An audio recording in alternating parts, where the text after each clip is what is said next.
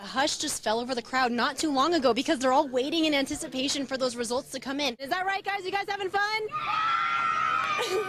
There they are out in a canoe. Actually, this entire street a minute ago was completely flooded. Right here where this rock is, that's where the dog was able to get in. Now come here, let me show you exactly how small it is. Now this place can only fit about 50 people max, and that's if they cram themselves here into the bathroom. As a matter of fact, one of their neighbors here happens to be Kim Quick, the county coroner, and he has confirmed that the family did die of carbon monoxide poisoning right here in their home. You see those black marks up there? Well, that's where one of the cars flipped up, flew about 10 to 12 feet high in the air. As you can see right here, this is where 47-year-old Brent Barfus had crashed his car at minus 60 degrees. That's when any exposed skin can freeze within a minute. So at this point, we're not sure when we'll see her back in court because we have to first see those charges filed against her. We're here with a couple of cute chicks holding a couple of cute chicks. Good girl, Kaitlin. Recording live literally from inside the Ross Park pool. I'm Kaitlin Loukides. And most of the roads here are back open, but I don't know. I say, why go driving when you could just put on your rain boots and go for a splash? This model shows exactly how these sharks' jaws used to work, which, as you can imagine, might make eating pretty hard, which is the beauty about this shark.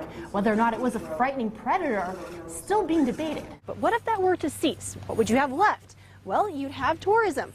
But there needs to be another source of an economic drive. Past few years, there were a total of 12 companies that thought about moving in here but didn't because we didn't have the proper infrastructure.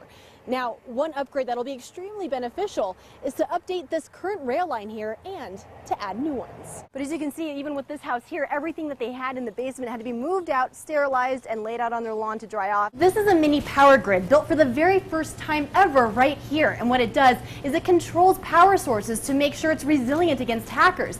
That way you don't have some schmuck messing with your lights at home. More than 11,000 gallons of flame retardant is stored right here under this tanker. But if they were to start freezing in multiple different spots, that buildup of pressure could possibly cause it to burst. Retirees also take into account what sort of outdoor activities the city has to offer. I'll show you how a winning football team could also mean a win for the community.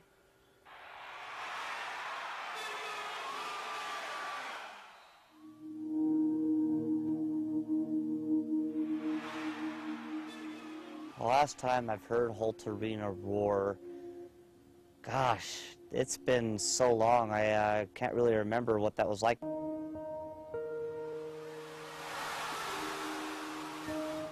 To be a Bengals football fan requires a lot of resilience. I will say that it helps you develop a very keen sense of patience and understanding.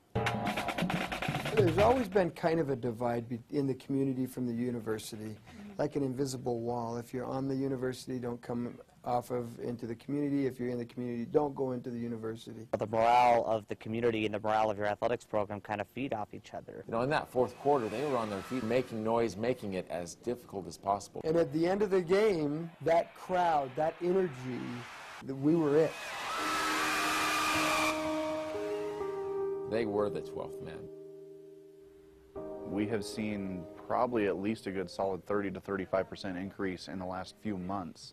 It doesn't seem like 30 to 35% is a major gain, but it is an extremely major gain when they're specifically looking for stuff that says football. With the loss of, the last productive football coach that we had in Larry Lewis, and then, Hoku gets shut down, and then we lose several companies. Things were pretty gloomy for a while. When you have a winning football team and that feeling of community is in the air, and you bring a company here, that is one more straw that you pile on top of the stack there. It's nice to actually see the community start to pull together a little bit more. You see more advertisements on cars, you see more advertisements in businesses. We have a good and winning football team, and it is our team. It's a we phenomenon. It's an us thing.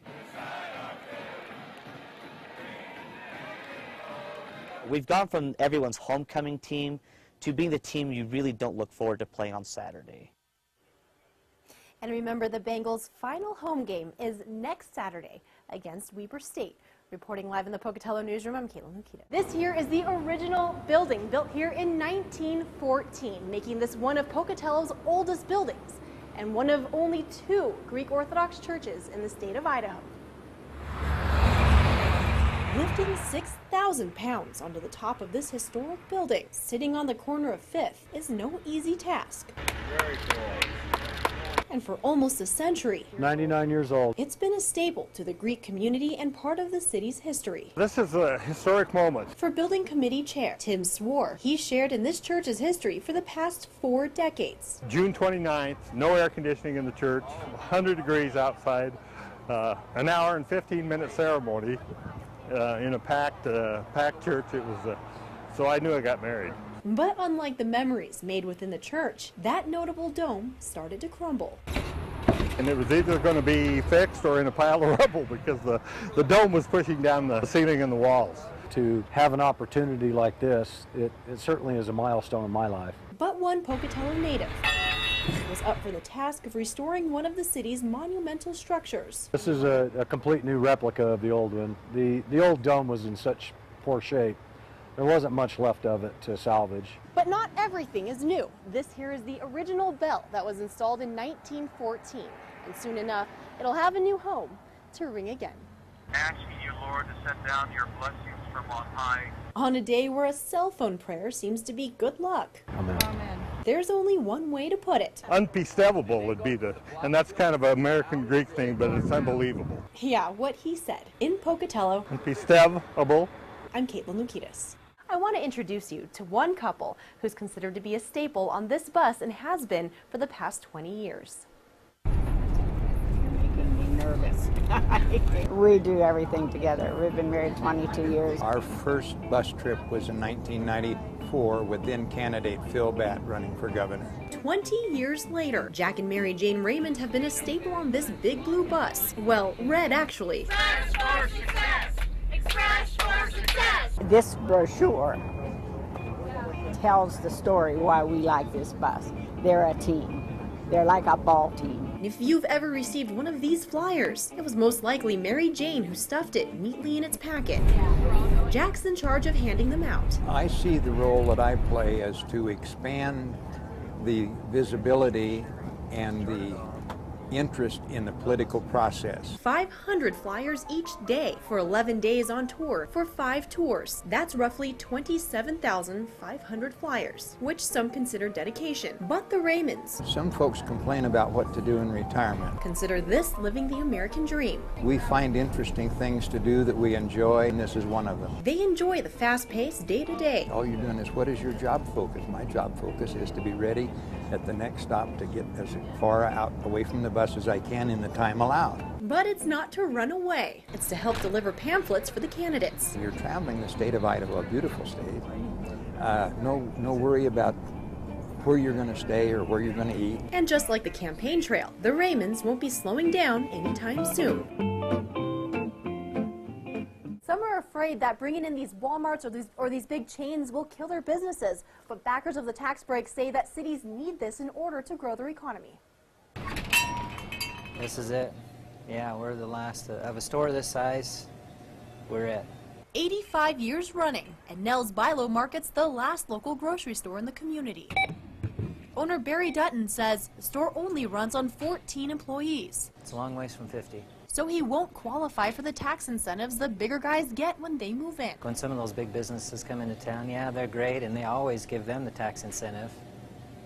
But how many people did they put out of business? But Idaho's Director of Commerce, Jeff Sayer, says mom and pop shops will actually benefit, since the bill aims to draw in companies such as the Chobani plant in Twin Falls. The growth has been driven by 4 or 5 major partners coming in, making big investments in that area.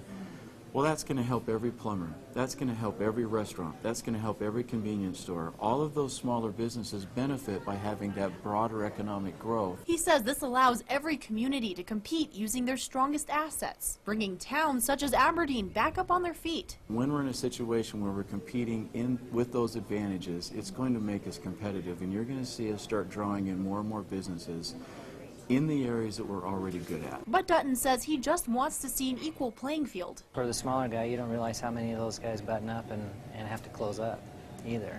I mean, are they really tracking that? Do they know?